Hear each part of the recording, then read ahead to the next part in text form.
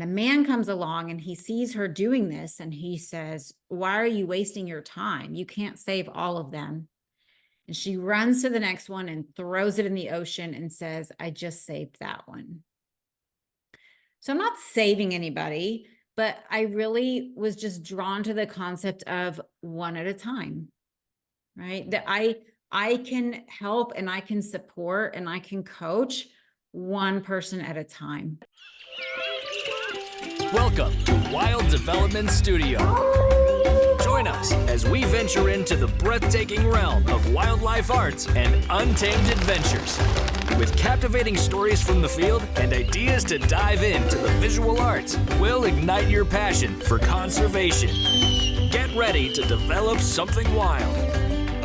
Welcome to Wild Developments. I am your guide, Lauren, and today we are talking to Steph West. She is the creator of the Starfish Social Club. She helps neurodivergent kids and teens go from socially challenged to socially competent, confident, and connected. She has a bachelor's degree in psychology and master's degree in special education and education administration. She also has specialist certification in autism, behavior support, traumatic brain injury, inclusion, and transition. She has been supporting neurodivergent students for almost 20 years as a special education teacher, school administrator, and behavior specialist for school districts throughout Texas. And she also runs 2 private schools for neurodivergent kids, one of which she created independently. In addition to her work at Starfish, she also is an Ironman triathlete, currently learning 3 languages, and working on getting her private pilot's license. She also has ADHD. Steph, thank you so much for being here today. Yeah, thanks for having me, Lauren. I'm glad to be here. And I'm excited to hear all about Starfish Social Club. But before we start talking about your business, what is your background and what led you up to that point? I come from the public school system and the private school system. I've kind of been all over. I have always been in special education in that field. So I started as a teacher. I then moved up. I became a specialist. I became a campus administrator. I became a consultant, all kinds of things in the school system under special education. And I was at a workshop one day and people were talking about running social skills groups for autistic and ADHD kids. And I just decided that I was going to do that. And so that was in February of 2016. And I went home and I registered a business. And by June, I was running a summer camp. And so I am just finished my 8th year of my business, all just coming from me sitting in a workshop and deciding, oh, I'm going to do that. So I have ADHD, if that wasn't obvious. So I'm really impulsive. And so when I get an idea, usually I kind of just run with it. And so, yeah, 8 years later, this is what I do. So I'm a social coach for autistic and ADHD kids. I primarily run social skills groups, but I also do one-on-one support, and I run an in-person summer camp. That sounds amazing. I have ADHD too, which I want to kind of pick your brain on a little bit. Yeah, I'm here. Tell us about the summer camp and some of the things that you do with Starfish Social Club. Oh, it's a tongue twister. Yeah, the summer camp is half a day. It's in Texas. And so summer in Texas can be a little bit brutal. And so what we do, it's in the afternoons because that's when most of my kids are the most active and engaged, is afternoons, myself included. I'm not so much a morning person. But the first hour, we are outside. The space that we've had for the last several years has been walking distance to a park that has a playground. And my students are actually 7 to 21. So we're a little bit older, but the playground is really for everybody. It's not built for all of us, but we all use it and love it.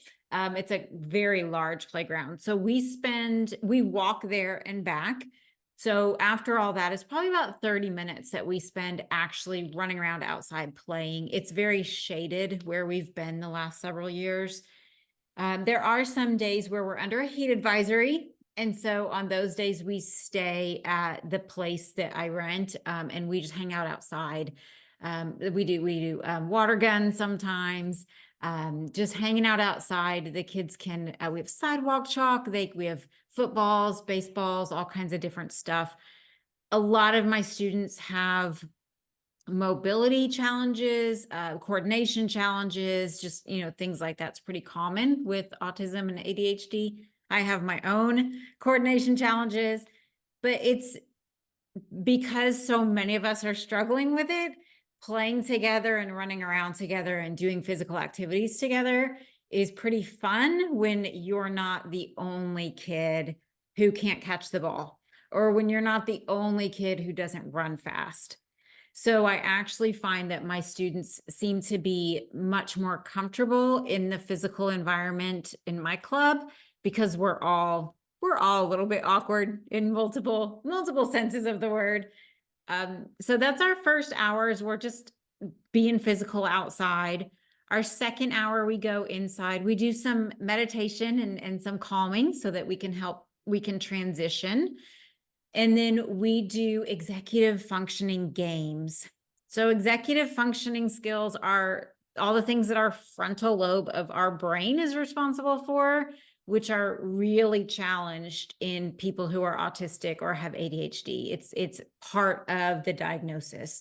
So things like organizing, planning, decision-making, prioritizing, memory, paying attention, all these things are part of executive functioning. So I have a bunch of games that I just make up. And so we do those for the second hour, just whatever game I kind of pull out of the hat that day. That's what we do to work on our ability to pay attention, remembering things, organizing things, structuring things. Turn taking is another part of that, being able to navigate your turn and waiting for other people. And then the last hour of camp is game time. So I have a bunch of different board games and card games. And in summer camp, every day I give them a different challenge for the day. So for example, it may be play a game you've never played before. It may be I give them a game, but I don't give them the directions. And so they get to decide how they want to play that game that day. It may be sometimes I'll have everybody go pick a game. So say there's 8 kids there and they all come back with a game. And then I pair them with another kid and they get to figure out a way to play both of their games together. So just a bunch of different stuff that really challenges my students to be more flexible, more adaptable. But also the whole point is that we're learning how to be part of a group. We're learning how to get along with other people. We're learning how to problem solve. We're learning how to be social, all that good stuff. So that's a day in my camp. Man, I want something like that for adults by me.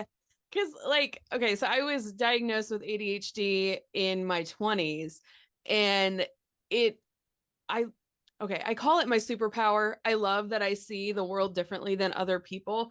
However, my kryptonite is time blindness, rejection sensitivity, and object permanence. You have Yeah. any, like, I kind of have figured out executive function. Like, I have an outfit that I wake up, I'm like, this is kind of my uniform. So I don't even have to like think like that. Yeah. What am I going to wear today? Do you have any like tools that you keep in your back pocket for some of those things? Yeah, absolutely. So time blindness, I struggle with time blindness as well. And because I'm self-employed, most of my day does not revolve around the concept of time. I can kind of get up whenever I want to. I can kind of do whatever I want to until it's time for my classes and that kind of thing.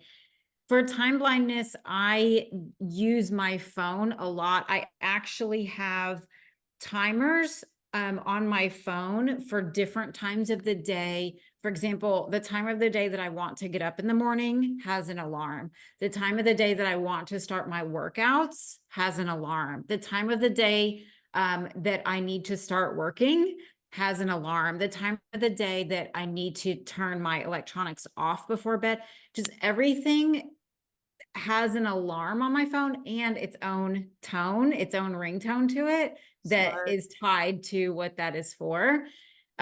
Because otherwise, yeah, I could spend 3 hours on, scrolling social media or, reading a book, whatever. So I just do timers for everything. I also, instead of a timer for when I need to be somewhere, if I have an appointment, it's a timer for when I need to start getting ready to leave. So if I need to be somewhere at 3, I may need to start getting ready to leave at 2:15. Some people do it for the time they need to leave, but if you're getting an alarm when you need to leave and you're not ready to leave, it's not as helpful. So for the time that you need to start getting ready to leave, I think that's a really good strategy for time blindness. Even another thing is you can record yourself doing certain tasks. We tend to overestimate how long non-preferred tasks will take. You can record yourself doing it and record how much time it actually took you. How much time does it actually take you to unload the dishwasher? All right. How much time does it actually take you to brush your teeth? But it And then feels like forever. right. But once you record it, and then you can write it next to your dishwasher on a Post-it note. You can write it on your bathroom mirror in a marker, right? It only takes 2 minutes to brush my teeth. It only takes, right? I mean, whatever it may be, but we procrastinate so many things because we overestimate how long they'll take when really it's minimal. It's pretty insignificant in the scheme of the day. So those are some strategies for time blindness. Rejection sensitive dysphoria. I think the biggest thing for this is recognizing that nobody thinks about you as much as you think about you. Everybody else is thinking about themselves as much as you are thinking about yourself. And also another thing that I really love to remind myself of is that, let me think about how to say this. If anything that somebody says or does is never about the person they're saying or doing it to. It's always about them. Mm-hmm. So anything somebody's going to say to you has nothing to do with you. It has to do with them and how their filter is perceiving whatever you have said or done. It has nothing to do with you, because you can have two people that both hear you say the same thing or both experience the same thing with you and have two completely different responses to it. Mm-hmm. Right? So nothing anybody says or does is ever about you. It's always about them. And so if you can remember that, I think that's the one that I think helps me the most, probably, is just anytime maybe somebody says something negative or unkind, it has nothing to do with me. It's about that person and the filter that they're seeing me through that day, or that they're seeing the world through that day. It's not about me. Well, that is freeing. I like Yeah. Yeah. It's nothing is ever about us as much as we like to think that it is. that. That is very true. Yeah. So, Starfish Social Club, how did you come up with that name? I wanted a name that had to do with social, but I didn't want it to get confused with social services, if that makes sense. And so I spent a couple days just really thinking about what could I call this place that I'm creating that has social in it, but where it's more easily identifiable as to what it is. And so then I came up with club, and I thought, oh, I love that, social club. I really love that. And so then I just needed kind of like a name for it. And Starfish comes from the Starfish story, which is it's just a popular tale about a girl who is on a beach, and all these starfish have gotten washed up on the shore. And she's running along the shore and picking them up and throwing them back into the ocean. And a man comes along and he sees her doing this, and he says, "Why are you wasting your time? You can't save all of them." And she runs to the next one and throws it in the ocean and says, I just saved that one.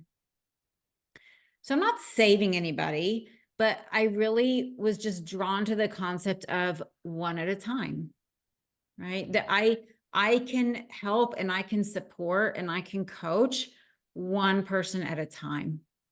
And I can make a difference in the lives of one person at a time. I can't help everybody. Not everybody knows about me. I'm not that famous yet. But I can help one person at a time to change the trajectory of their social life, you know? So, and then when I put those three words together, it just sounded super cool.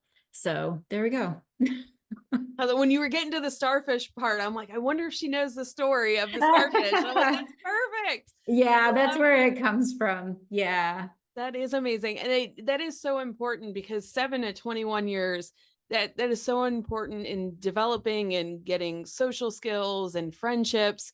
And even, gosh, in my early 40s, it can be hard finding friends sometimes because, I might not talk to my friend for a couple weeks, but I still love them and adore them. I still think of them. I just might not message them or see them all the time. And I feel that I've lost a lot of friendships over the years because they don't understand how I function in a friendship. Mhm.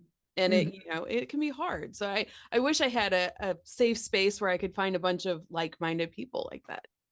That's such a common story with adult women, is the concept of losing friends because we tend to be perceived as flaky or disinterested or whatever. And it, like you said, it's that object permanence, right? And I'm like that even if I'm dating.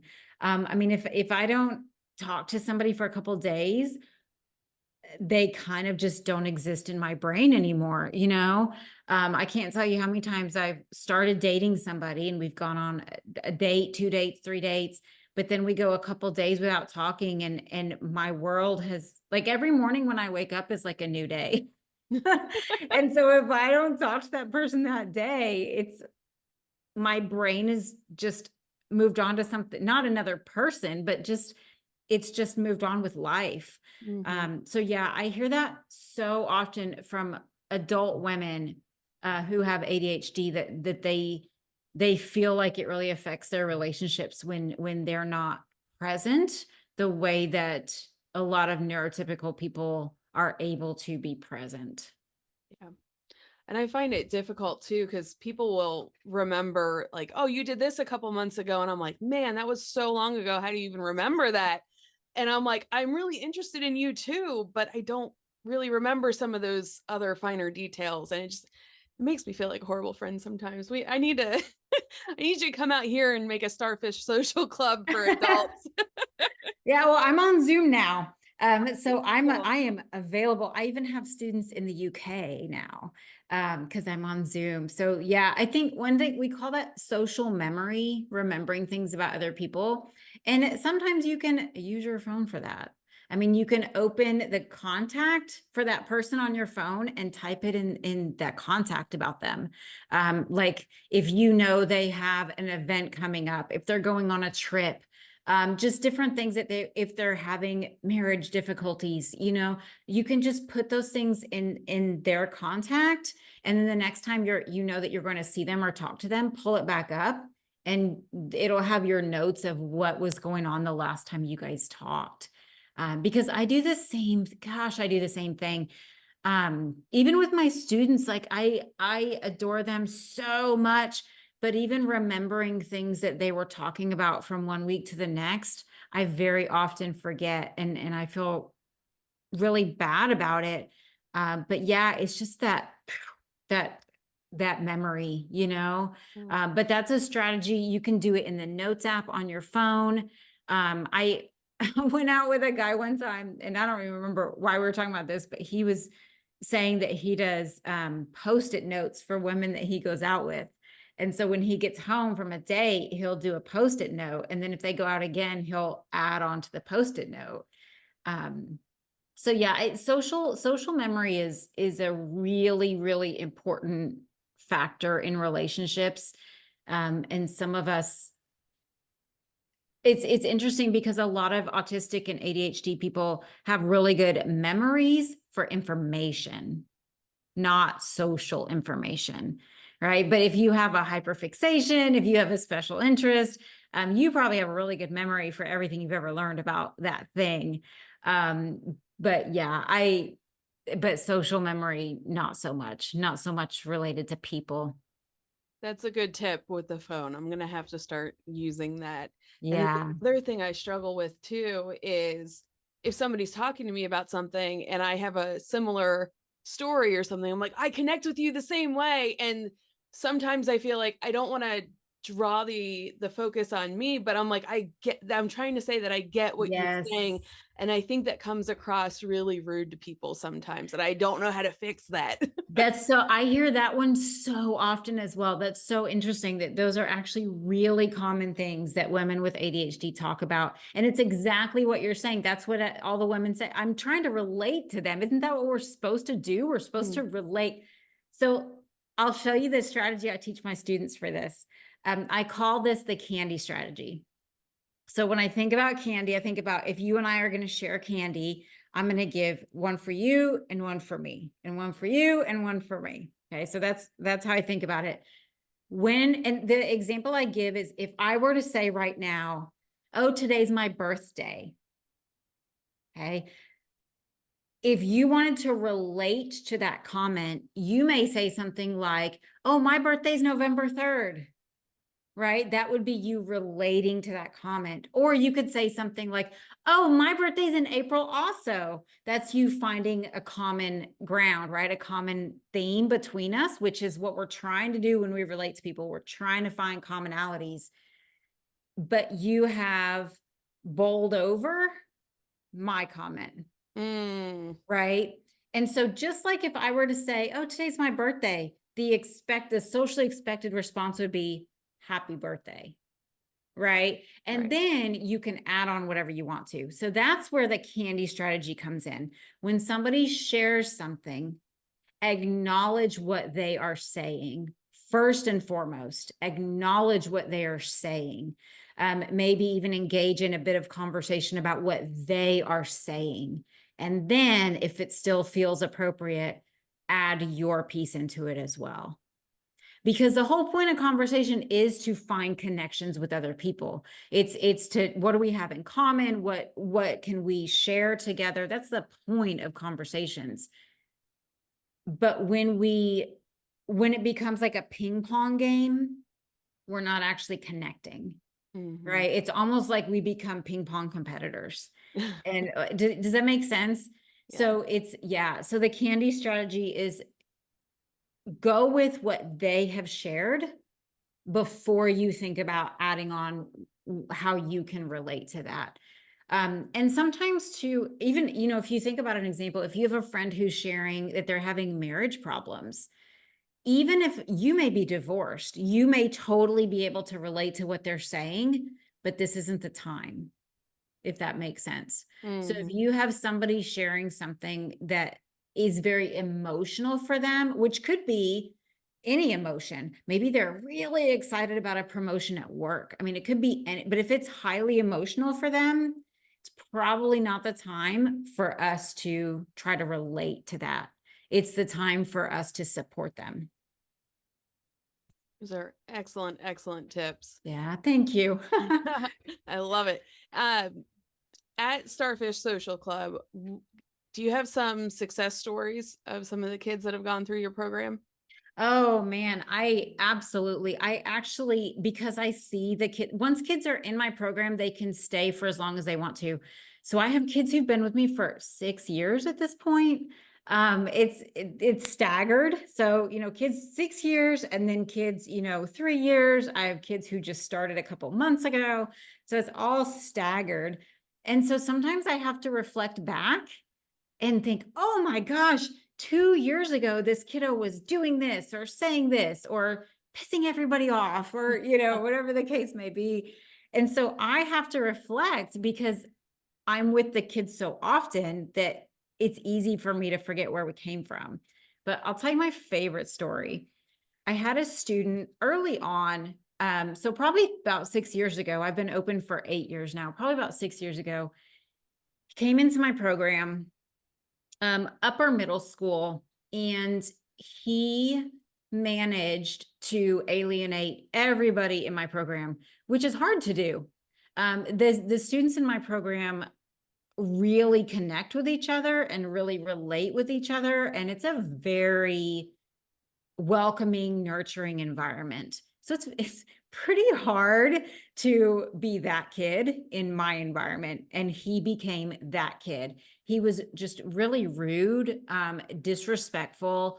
I remember if somebody, so for example, if we're playing a game and somebody accidentally skipped his turn, he would get so upset. And then, usually the kids say, "Oh, I'm sorry."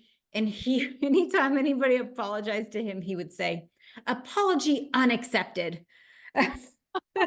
So he was abrasive. I mean, and he would only play 2 games out of the 20 that we had because he knew that he could win them.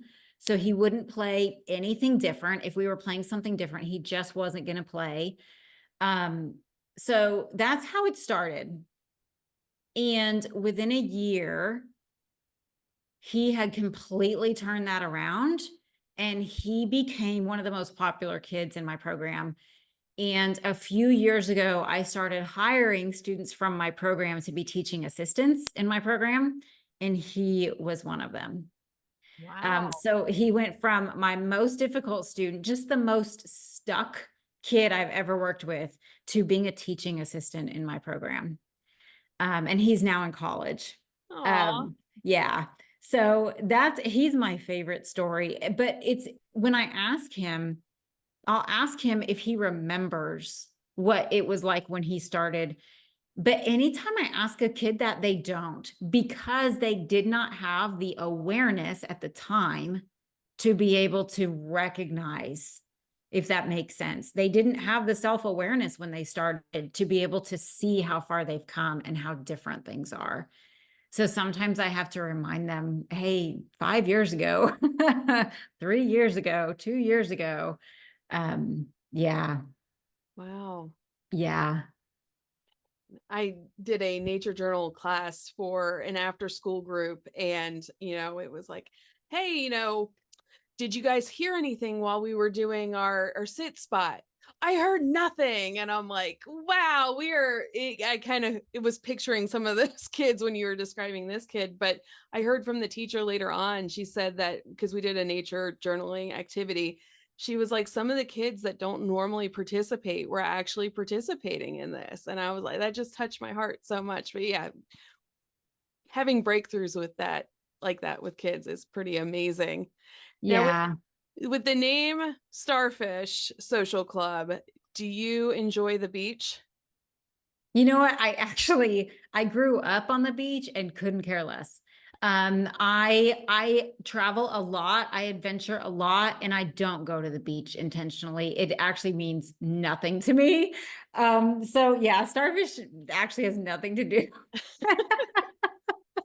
It's just the Yeah. meaning behind the story then. So Yeah. where's your favorite spot to go outside? I where I live now, it's called Mountain, like a little mountain, just a few miles from my apartment. And you can go hiking. There are all kinds of trails, and I don't ever they crisscross all over each other. So I just start walking. And I walk until I feel like I'm done.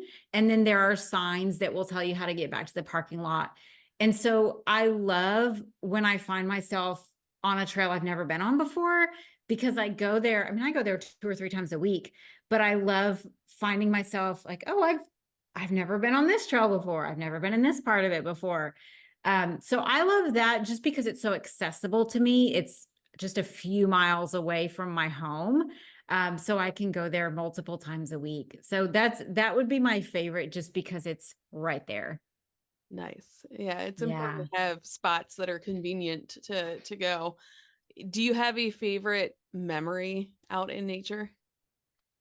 Oh my gosh. I actually have started traveling a lot. I'm doing a lot of road trips right now. I've started doing a lot of national park trips, which is new to me. So I did several in the last month. I'm leaving again tomorrow to go do, I think, 4 or 5 over the next few weeks. Utah, I spent some time in Utah.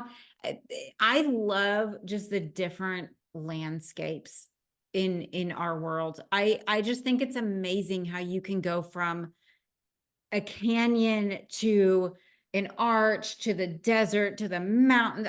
I just think just the different landscapes are so fascinating.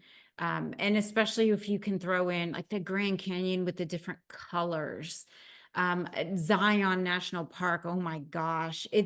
I just think the world is so amazing just to look at, just to sit there and look at it and just be amazed by it. Did you get to see the solar eclipse? Yes, yes. I actually went to an elephant sanctuary What? a few hours away from where I live. So where I live wasn't in the path of totality, but I could just drive a couple hours and be in it. And there's an elephant sanctuary. And so the weather was pretty sketchy that day. And so I thought, well, going to an elephant sanctuary, it's going to be an amazing day, whether I see the eclipse or not. And so I got to do the elephant sanctuary, and then the sun came out and we got to see the eclipse. And the one last year I got to see in Santa Fe. I was in Santa Fe at the time of the one that was last fall. So I got to see both of them. Yeah, yeah. That is really neat. Were the elephants doing anything like unusual during totality? They put them all inside. So they had everybody go out into a big field and they put all the elephants inside, but you could hear them. They were trumpeting. Oh, So wow. I think they were definitely affected by it because you could hear them making noises and stuff. But yeah, they had them inside. That is really neat. We had to drive a couple hours too. I mean, we didn't have to. The place that we ended up going to was a couple hours away. We could have gone like a half hour down the road, but we saw totality. It was like out of this world, wasn't it? Like It's super cool. it's a whole experience. Somebody Yeah. I was talking to today said that they missed it. And they're like, I'll just see a video or a photograph. I'm like, no, you don't understand. It is a whole sensory experience. Yes. And I mean, I think anything having to do with nature is just amazing. I mean, it's just awe-inspiring how the world works. I'm just fascinated by it. Yeah. And one of my students asked me, when was the first eclipse? And so I was talking to him about how there've always been eclipses. There just haven't always been people to witness them, and there haven't always been people who can document them. But there have been eclipses, for as long as there has been an earth and a sun and a moon. So yeah. It is such a neat experience. Are you going to try and see any more in the future? I don't know. I have them saved as far as where they are. So yeah, we'll see. And obviously it gets a lot more expensive when you're leaving your country to Yeah. go, do something like that. So we'll see. I'm a very random, spontaneous person. This trip I'm leaving on tomorrow, I decided to go on yesterday. So the thought of planning something 2 years in advance, I don't even know where I'm going to live 2 years from now. Like, how am I supposed to buy plane tickets when I don't even know where I'm going to be living? So, yeah. Yeah. 2 years from now is like an eternity. Yes. Yeah. Those are the best trips though, that are just kind of unplanned and spontaneous. I was in San Antonio. My dad's like, because my brother just moved to Florida from Ohio. And he's like, next week, let's go visit your brother. Can you make it work? And I'm like, yeah, I can make it work. Sign me up to travel anytime. Yeah. So what is next for Starfish Social Club? Do you guys have any big plans going on?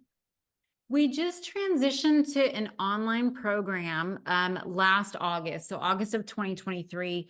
Really, we have been in San Antonio, Texas for 7 years. But really, I wanted to be able to move. I don't live there anymore, and I wanted to be able to travel. And so we're now an online program, which has been, I think, a little hard for the San Antonio community, for all my students that were there, but it has given me the ability to work with students all over the place. So in the Zoom program now, we've got kids, Ohio, California, Florida, New Jersey, I mean, Boston, we're able to have kids from all over. And I'm able to do one-on-one sessions with kids. I've talked to parents in Australia. I worked one-on-one with a student in the UK. So I think that's kind of, where Starfish is moving is more global, so that services can be accessible to anybody, anywhere. Because, what I'm teaching is not just American social skills, not just, Texas social skills. So yeah, other than that, just like the rest of my life, I have no idea. Yeah. Well, if somebody wanted to be a part of your online community, where can they find you at? Yeah, my website is starfishsocialclub.org. And so that's the easiest. From there, I have a podcast, Facebook page, YouTube. So you can get to all that. I do a weekly email. You can get to all that through starfishsocialclub.org. So that would be the easiest way. Yeah, I will be sure to tag that in the show notes so people listening to the podcast can hop right over to your site. And before we go, what is one tip you have for someone who would like to connect with nature? I think back to our conversation about time, put it in your schedule. Schedule a time, whether it's, on your lunch break, taking a 30-minute walk, at the end of your evening, maybe after dinner, taking a walk. Sometimes it depends on your climate where you live. But I think scheduling it, figuring out what it is that you want to do, and then putting it actually into your calendar. Otherwise, we just tend to, it becomes unimportant if it's not scheduled. And I think starting where you live and starting with something that is easy for you to do. So is it easy for you to just put on your tennis shoes and go walk around your neighborhood for 30 minutes? If that's easy, then start with that. And for me, when I go 2 or 3 times a week, I'm gone for 2 hours. But I also have that time, and not everybody does. So I think it's just finding what can you do that's easy that you will do. And it's different for all of us. For some of us, it's walking. For some of us, it's playing with our kids in the yard. But what can you do that's easy that you will actually do? Well, thank you so much. And until next time, get outside and see what develops. Thanks for joining Wild Development Studio. We hope this exploration into the world of wildlife arts and adventure has sparked a desire to get outside and connect with something wild. If you have an adventure that's awe-inspiring, don't hesitate to share. Click the link in the description to submit your story to have it featured on our show or be a guest. Until next time, keep connecting to the wild and see what develops.